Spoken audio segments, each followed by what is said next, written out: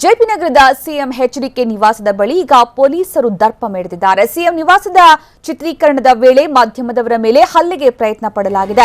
ಇನ್ನು ಮಾಧ್ಯಮದವರ ಮೇಲೆ ಪೊಲೀಸ್ ಅಧಿಕಾರಿ ಕೈ ಮಾಡಿದಂತಹ ಪ್ರಕರಣ ಕೂಡ ನಡೆಯಿತು. ಚಿತ್ರೀಕರಣ ಮಾಡದಂತೆ ಪೊಲೀಸ್ ಅಧಿಕಾರಿ ತಾಕೀತು ಮಾಡಿದ್ರು. ಇನ್ನು ಬ್ಯಾರಿಕೇಡ್ನಿಂದ ಹೊರಗೆ ಹೋಗಿ ದೂರ ನಿಲ್ಲುವಂತೆ ಕೂಡ ಸೂಚನೆಯನ್ನ ನೀಡಲಾಯಿತು. ಮಾಧ್ಯಮದವರ ಜೊತೆಗೆ ಈ ಸಂದರ್ಭ ಮಾತಿನ ಚಕಮಕಿಗೆ ಪೊಲೀಸ್ ಅಧಿಕಾರಿ ಇಳಿದ್ರು. ಮಾಧ್ಯಮದ ಪ್ರತಿನಿಧಿಗಳನ್ನ ಪೊಲೀಸ್ ಅಧಿಕಾರಿ ನೂಕಿದಂತಹ ಘಟನೆ ಕೂಡ ನಡೆಯಿತು. ಮಾಧ್ಯಮಗಳು ವದಂತಿ ಸೃಷ್ಟಿಸೋದಕ್ಕೆ ಬರ್ತೀರಾ ಅಂತ ಪ್ರಶ್ನೆಯನ್ನ ಕೂಡ ಮಾಡಲಾಯಿತು. ಮಾಧ್ಯಮ ಪ್ರತಿನಿಧಿಗಳಿಗೆ ಈ ರೀತಿ ಪ್ರಶ್ನಿಸಿ ಪೊಲೀಸ್ ಅಧಿಕಾರಿ ನೂಕಾಟ ಮಾಡಿದ್ದಾರೆ. ಇನ್ನು ಟಿವಿ9 ವರದಿಗಾರ ಜಗದೀಶ್ ಖಾಶಂಪುರ್ರನ್ನ ಪೊಲೀಸ್ ಅಧಿಕಾರಿ ತಳ್ಳಿರೋದು, ಮಾಧ್ಯಮಗಳನ್ನ ಹತ್ತಿಕ್ಕೋದಕ್ಕೆ ಪೊಲೀಸರನ್ನ ಸಿಎಂ ಎಚ್ಡಿಕೆ ಮುಂದಿಟ್ರ ಅನ್ನುವಂತಹ ಪ್ರಶ್ನೆಯನ್ನ ಈಗ ಕೇಳಬೇಕಾಗಿದೆ. ಸಿಎಂ ಎಚ್ಡಿಕೆ ಉಪರಾಷ್ಟ್ರಪತಿ ಭಾಗಿಯಾಗಿರುವ ಕಾರ್ಯಕ್ರಮಕ್ಕೇನು ಗೈರಾಗಿದ್ರು, ಈ ಕುರಿತು ವರದಿ ಪ್ರಸಾರ ಮಾಡ್ತಾ ಇದ್ದಂತಹ ಸಂದರ್ಭದಲ್ಲಿ ಮಾಧ್ಯಮಗಳ ವಿರುದ್ಧ ಸಿಎಂ ಕಿಡಿಕಾರಿರೋದು.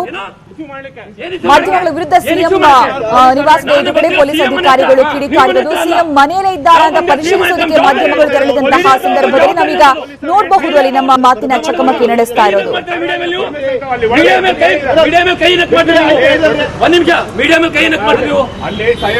ಆಯ್ತು, ನೀವು ಸಾಹೇಬ್ರ ಹತ್ರ ಮಾತಾಡ್ತಾರೆ ಶತ್ರುವರಿಗೆ, ಸಾಹೇಬ್ರ ಹತ್ರ ಮಾತಾಡ್ತಾರೆ ಶತ್ರುವರಿಗೆ ವಿಡಿಯೋ ಮೇಲೆ ಕೈ ಮಾಡ್ತಾರೆ. ನೀವು ರೆಸ್ಪೆಕ್ಟ್ ಕೊಟ್ಟು ಮಾತಾಡ್ತಾರೆ. ಫಸ್ಟ್ ನೀವು ಪೊಲೀಸ್ ಆದ್ಮೇಲೆ ರೆಸ್ಪೆಕ್ಟ್ ಕೊಟ್ಟು ಮಾತಾಡ್ತಾರೆ. ನೀವು ರೆಸ್ಪೆಕ್ಟ್ ಕೊಟ್ಮೇಲೆ ಮಾತಾಡಿ. ನಾನು ನಿನಗೆ ಮಾತಾಡೋ ಯೋಗ್ಯತೆ ಇಲ್ಲ. ಏನೋ ಯಾರ ಯೋಗ್ಯತೆ ಸರ್ ಫಸ್ಟ್ ಪೊಲೀಸ್ ಆಫೀಸರ್ ಕೈ ಮಾಡ್ತಾರೆ. ನೀವು ಇಶ್ಯೂ ಮಾಡಕ್ ಬಂದಿದ್ದೀವಿ ಅಲ್ಲಿಗೆ, ಇಶ್ಯೂ ಮಾಡಕ್ ಬಂದಿಲ್ಲ ಅಲ್ಲಿಗೆ. ನಾವು ಬಂದಿರೋದು ಸಿಎಂ ನ ಫಾಲೋ ಮಾಡಕ್ಕೆ. ನಮ್ಮ ಜವಾಬ್ದಾರಿ ಅದು. ಅರ್ಥ ಆಯ್ತಾ ನಿಮ್ಗೆ? ನನ್ನ ಜವಾಬ್ದಾರಿ ಅದು, ಮಾಡುವಂತ ಜವಾಬ್ದಾರಿ ಅದು. ಅರ್ಥ ಆಯ್ತಲ್ಲ? ಕೈ ಮಾಡುವಂತದ್ದಲ್ಲ. ನೀವು ಕೈ ಯಾರು ಮಾಡಿದ್ದು? ಫಸ್ಟ್ ಕೈ ಯಾರು ಮಾಡಿದ್ದು?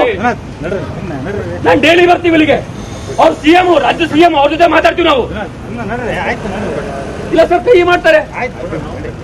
ನೀವು ಮೊದಲೇ ಬರೀ ಬಂದ್ರು ಸರ್, ನಾನು 5 ವರ್ಷದಿಂದ ಮಾಡ್ತೀನಿ ಕೆಲಸ. ಮೈ ಯಾಕೆ ಮುಟ್ಟ? ನೀನು ತಳ್ತೇ, ನೀನು ತಳ್ತೇ, ನೀನು ಇಲ್ಲ ಮೈ ಯಾಕೆ ಮುಟ್ತಿದ್ಯಾ? ಮೈ ಯಾಕೆ ಮುಟ್ತಿದ್ಯಾ ನೀನು? ಮೈಯಾಕ್ ಮುಟ್ಟಿದ್ದೀವಿ. ಒಂದ್ ನಿಮಿಷ, ಮೈಯಾಕ್ ಮುಟ್ತೀರಿ ನೀವು? ಮೀಡಿಯಾದವ್ರ ಮೇಲೆ ಕೈ ಮಾಡ್ತೀರಿ ನೀವು? ಏನ್ ಇಶ್ಯೂ ಮಾಡಕ್ಕೆ? ಏನ್ ಇಶ್ಯೂ ಮಾಡಕ್ಕೆ?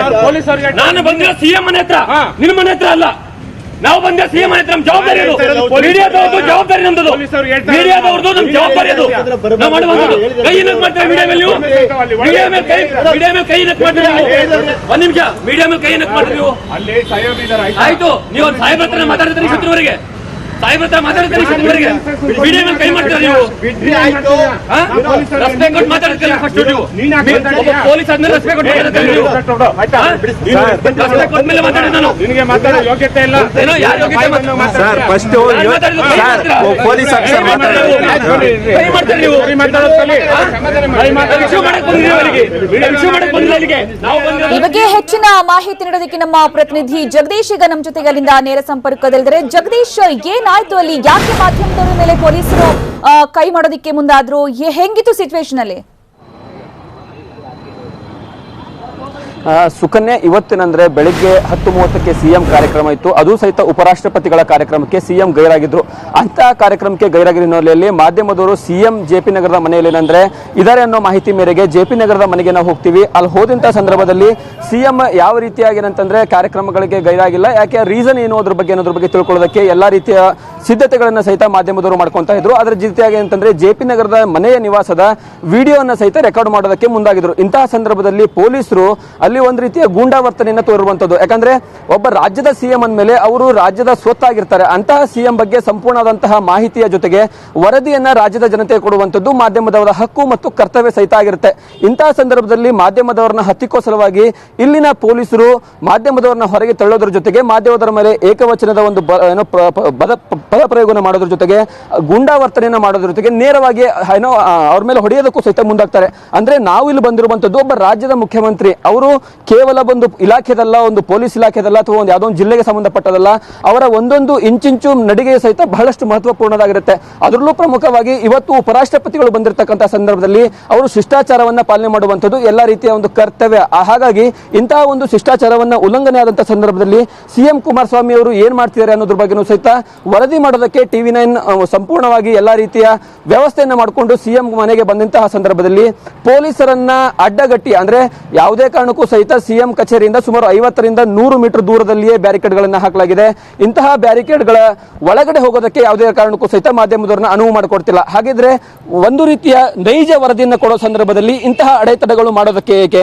ಇಂತಹ ಪೊಲೀಸರನ್ನ ನಿಯೋಜನೆ ಮಾಡೋದಕ್ಕೆ, ಇಂತಹ ಪೊಲೀಸರನ್ನ ನಿಯೋಜನೆ ಮಾಡೋದ್ರ ಜೊತೆಗೆ ಅಂತವರ ಮೇಲೆ ಅಂದ್ರೆ ಮಾಧ್ಯಮದವರ ಮೇಲೆ ಕೈ ಮಾಡೋದು ಮತ್ತು ವಚನವನ್ನ ಪದ ಬಳಕೆ ಮಾಡೋದಕ್ಕೂ ಸಹಿತ ಇಲ್ಲಿಯ ಪೊಲೀಸರಿಗೆ ಈ ರೀತಿಯಾಗಿ ಸ್ವತಃ ಸಿಎಂ ಕುಮಾರಸ್ವಾಮಿ ಅವರೇ ನಿರ್ದೇಶನವನ್ನು ಕೊಟ್ಟಿದ್ದಾರಾ, ಅಥವಾ ಏನಂತಂದ್ರೆ ಈ ರೀತಿಯಾಗಿ ವರದಿಯನ್ನು ನೀಡೋದಕ್ಕೆ ಹತ್ತಿಕ್ಕೋದಕ್ಕೆ ಎಲ್ಲಾ ರೀತಿಯ ಸಿದ್ಧತೆಗಳನ್ನ ಮಾಡ್ತಿದ್ದಾರೆ ಅನ್ನೋದ್ರ ಬಗ್ಗೆ ಸೊಸೈಟಿ ದೊಡ್ಡ ಎಕ್ಸ್ಟ್ರಾ ಪ್ರಶ್ನೆಯಾಗಿ ಕಾಣಿಸ್ತಾ ಇದೆ ಸುಕನ್ಯಾ. ಓಕೆ ಜಗದೀಶ್, ಆ ಸಂದರ್ಭದಲ್ಲಿ ಅಂದ್ರೆ ಎಲ್ಲಾ ಮಾಧ್ಯಮಗಳನ್ನ ಟಾರ್ಗೆಟ್ ಮಾಡಿದ್ರ ಅಥವಾ ಇಶ್ಯೂ ಮಾಡಕ್ ಬರ್ತೀರಾ ಅನ್ನುವಂತ ರೀತಿಯಲ್ಲಿ ಏನೋ ಮಾತನಾಡ್ತಾ ಇದ್ರು ಪೊಲೀಸ್ ಅಧಿಕಾರಿಯಲ್ಲಿ. ಮಾಧ್ಯಮಗಳು ನೇರವಾಗಿ ಸುದ್ದಿಯನ್ನ ಕೊಡೋದಕ್ಕಷ್ಟೇ ಬಂದಿರ್ತೇವೆ, ಆದ್ರೆ ಯಾಕೆ ಈ ರೀತಿ ಇಶ್ಯೂ ಅಂತ ಹೇಳ್ಕೊಂಡು ಅವ್ರ ಮೈ ಮೇಲೆ ಅವರೇ ಈ ರೀತಿ ಪ್ರಾಬ್ಲಮ್ ಮಾಡ್ಕೊಳ್ತಾರೆ ಅಂತ? ಹೌದು ಸುಕನ್ಯಾ, ಮಾಧ್ಯಮದವರು ಇವತ್ತು ಬೆಳಗ್ಗೆ ಬಂದಿರುವಂತದ್ದು 10:30ಕ್ಕೆ ಸಿಎಂ ಗೃಹ ಕಚೇರಿ ಎಲ್ಲೂ ಇಲ್ಲ. ಹಾಗಾಗಿ ಸಂಪೂರ್ಣವಾಗಿ ಜೆಪಿ ನಗರದಲ್ಲಿ ಅವರು ಇಲ್ಲಿ ವಾಸ್ತವ್ಯವನ್ನು ಹೂಡಿರುವಂತದ್ದು. ಈ ಒಂದು ಮನೆಗೆ ಬಂದಿರತಕ್ಕಂಥ ಸಂದರ್ಭದಲ್ಲಿ ಈ ಮೊದಲಿಂದನೂ ಸಹಿತ ಬಹಳಷ್ಟು ದಿನಗಳ ಕಾಲದಿಂದಲೂ ಸಹಿತ ಒಳಗಡೆ ಮಾಧ್ಯಮದವರನ್ನ ಒಳಗಡೆ ಬಿಡೋದಿಲ್ಲ. ಅಂದ್ರೆ ನಾವು ಹೋಗುವಂತದ್ದು ಮನೆಯ ಒಳಗಡೆ ಹೋಗೋದಲ್ಲ, ರಸ್ತೆಯಲ್ಲೇ ನಿಂತ್ಕೊಂಡು ಸಿಎಂ ಬರುವಿಕೆಗಾಗಿ ಕಾಯ್ತಾ ಇರ್ತೀವಿ. ಮತ್ತೆ ಸಿಎಂ ರಿಯಾಕ್ಷನ್, ಸಿಎಂ ಮೂವ್ಮೆಂಟ್ ಏನಿರುತ್ತೆ ಅನ್ನೋದ್ರ ಬಗ್ಗೆ ಸಹಿತ ಸಂಪೂರ್ಣವಾದಂತಹ ವಿವರನ್ನ ಕೊಡ್ತೀವಿ. ಇದೇ ವಿಚಾರವನ್ನ ಇಟ್ಕೊಂಡು ಮಾಧ್ಯಮದವರು ಕೇವಲ ನೀವು ಇಲ್ಲಿ ಇಶ್ಯೂ ಮಾಡೋದಕ್ಕೆ ಬರ್ತೀರಾ, ಅಸಂಬದ್ಧವಾದಂತಹ ವರದಿಯನ್ನ ಮಾಡೋದಕ್ಕೆ ಬರ್ತೀರಾ, ಇಂತಹ ವರದಿ ಮಾಡೋದ್ರಿಂದ ಸಿಎಂಗೆ ಮುಜುಗರ ಆಗುತ್ತೆ. ಅದ್ರ ಜೊತೆಗೆ ಏನಂತಂದ್ರೆ ಇಂತಹ ಒಂದು ವರದಿಗಳನ್ನ ಮಾಡಬಾರ್ದು ಅಂತಾನೆ ಬ್ಯಾರಿಕೇಡ್ಗಳನ್ನ ಹಾಕಿ ಒಳಗಡೆನೆ ಸಹಿತ ಬಿಡೋದಕ್ಕೆ ಸಹಿತ ಯಾವುದೇ ರೀತಿಯ ಒಂದು ಕಟ್ಟುಪಾಡುಗಳನ್ನ ಹಾಕಿದ್ದಾರೆ. ಈಗ ನಾವು ನೋಡಬಹುದಾಗಿದೆ, ಸಿಎಂ ಗೃಹ ಕಚೇರಿ, ಸಿಎಂ ಮನೆ ಇಲ್ಲಿಂದ ಜೆಪಿ ನಗರದಿಂದ ಇಲ್ಲಿಂದ ಸುಮಾರು 100 ಮೀಟರ್ಗಳಷ್ಟು ದೂರ ಏನಂತಂದ್ರೆ ಸಿಎಂ ಮನೆ ಇದೆ. ಆದ್ರೆ 100 ಮೀಟರ್ಗಳ ಮುಂಚಿತವಾಗಿಯೇ ಬ್ಯಾರಿಕೇಡ್ ಗಳನ್ನ ನಿರ್ಮಾಣ ಮಾಡಲಾಗಿದೆ. ಇಲ್ಲಿ ಬ್ಯಾರಿಕೇಡ್ ಮುಂದೆ ಪೊಲೀಸರನ್ನ ಸಹಿತ ನಿಯೋಜನೆ ಮಾಡ್ತಾರೆ. ಈ ಪೊಲೀಸರು ನಮಗೆ ಯಾವುದೇ ಕಾರಣಕ್ಕೂ ಮೀಡಿಯಾದವರನ್ನ ಒಳಗಡೆ ಬಿಡೋದಿಲ್ಲ. ಇಂತಹ ಒಂದು ಕಟ್ಟುಬಸ್ತಾದ ಎಲ್ಲಾ ರೀತಿಯ ವ್ಯವಸ್ಥೆಗಳನ್ನು ಸಹಿತ ಮಾಡ್ಕೊಂಡಿರುವಂತಹ ಇಲ್ಲಿ ಪೊಲೀಸರು ಯಾಕೆ ಈ ರೀತಿಯಾಗಿ ಮಾಡ್ತಾ ಇದ್ದಾರೆ? ಯಾಕಂದ್ರೆ ಸಾಮಾನ್ಯ ಜನರು ಒಳಗಡೆ ಹೋಗಬಹುದು, ಸಾಮಾನ್ಯ ಜನರು ಅಹವಾಲನ್ನ ಕೊಡಬಹುದು, ಸಾಮಾನ್ಯ ಜನರು ಸಿಎಂ ನ ಮೀಟ್ ಮಾಡಬಹುದು, ಅವ್ರ ಜೊತೆ ಮಾತನಾಡಬಹುದು. ಹಾಗಿದ್ರೆ ಮಾಧ್ಯಮಗಳಿಗೆ ಯಾಕೆ ಸಿಎಂ ಮನೆ ಮುಂದ್ಗಡೆ ಅವಕಾಶವನ್ನ ಕೊಟ್ಟಿಲ್ಲ? ಹಾಗಿದ್ರೆ ಅಲ್ಲಿ ಏನಾದ್ರೂ ಆಗುವಂತಹ ಘಟನೆಗಳಿಗೆ ಮಾಧ್ಯಮದಲ್ಲಿ ತೋರಿಸಿದ್ರೆ ರಾಜ್ಯದ ಜನರೇ ಎಚ್ಚೆತ್ತುಕೊಳ್ತಾರ ಅನ್ನೋದ್ರ ಬಗ್ಗೆನೂ ಸಹಿತ ಒಂದು ದೊಡ್ಡ ಯಶ ಪ್ರಶ್ನೆ. ಯಾಕಂದ್ರೆ ಇಂತಹ ವಿಚಾರಗಳು ನೀವು ಇಲ್ಲಿ ಬರುವಂತದ್ದೇ ಮಾಧ್ಯಮಗಳು ಬೇರೆ ಬೇರೆ ವಿಚಾರಗಳನ್ನು ಸೃಷ್ಟಿ ಮಾಡೋದಕ್ಕೆ, ಅಸಂಬದ್ಧವಾದಂತಹ ವರದಿಗಳನ್ನ ಬಿತ್ತರಿಸೋದಕ್ಕೆ ಬರ್ತೀರಾ ಅಂತ ಸ್ವತಃ ಪೊಲೀಸ್ ಅಧಿಕಾರಿಯೇ ಹೇಳಿರುವಂತದ್ದು ಈಗ ನಮ್ಮ ಮಾಧ್ಯಮದ ಸಂಪೂರ್ಣವಾದಂತಹ ಕ್ಯಾಮರಾದಲ್ಲಿ ರೆಕಾರ್ಡ್ ಆಗಿದೆ. ಅವರು ಹೇಳಿರುವಂತದ್ದು ನೀವು ಬರುವಂತದ್ದೇ ಕೇವಲ ಅಸಂಬದ್ಧವಾದಂತಹ ಪ್ರಚಾರವನ್ನ ಮಾಡೋದಕ್ಕೆ, ಅಸಂಬದ್ಧವಾದಂತಹ ವರದಿಗಳನ್ನ ಮಾಡೋದಕ್ಕೆ. ಹಾಗಿದ್ರೆ ವರದಿ ಮಾಡೋದು ಮಾಧ್ಯಮದ ಹಕ್ಕು ಮತ್ತು ಕರ್ತವ್ಯ. ಇಂತಹ ವರದಿಗಳನ್ನ ಹತ್ತಿಕ್ಕೋದಕ್ಕೆ ಈ ಪೊಲೀಸ್ ಅಧಿಕಾರಿಗಳಿಗೆ ಸಂಪೂರ್ಣವಾದಂತಹ ಅಧಿಕಾರ ಕೊಟ್ಟವರು ಯಾರು? ಸಿಎಂ ಸ್ವತಃ ಈ ವಿಚಾರವಾಗಿ ರಿಯಾಕ್ಷನ್ ಕೊಡೋದಕ್ಕೆ ರೆಡಿ ಇದ್ದಾರಾ? ಯಾಕಂದ್ರೆ ಇದು ಕೇವಲ ಒಂದೆರಡು ದಿನದಲ್ಲ. ಮಾಧ್ಯಮದವರು ಸಿಎಂ ಆಗದಲೇ ಕೇವಲ ಯಾವುದೋ ಒಬ್ಬ ವ್ಯಕ್ತಿ ಆಗಿದ್ರೆ ನಾವು ಇಲ್ಲಿ ಬಂದು ಕಾಯುವಂತ ಅವಶ್ಯಕತೆ ಇರ್ತಿರಲಿಲ್ಲ. ಅವರು ರಾಜ್ಯದ ಸಿಎಂ ಒಂದೊಂದು ನಡಿಗೆಯೂ ಸಹಿತ ಯಾವ ರೀತಿಯಾಗಿರುತ್ತೆ ಅಂತ ರಾಜ್ಯದ ಜನ ಕುತೂಹಲದಿಂದ ಕಾಯ್ತಾ ಇರ್ತಾರೆ. ಇಂತಹ ವರದಿ ಮಾಡೋಕೆ ಬಂದಾಗ ಪೊಲೀಸ್ ಅಧಿಕಾರಿಗಳ ಮುಖಾಂತರವಾಗಿ ಗೂಂಡಾವರ್ತನೆ ಮಾಡಿರುವಂತದ್ದು ಎಷ್ಟರ ಮಟ್ಟಿಗೆ ಸರಿ ಅಂತ ಸುಕನ್ಯಾ? ಧನ್ಯವಾದ.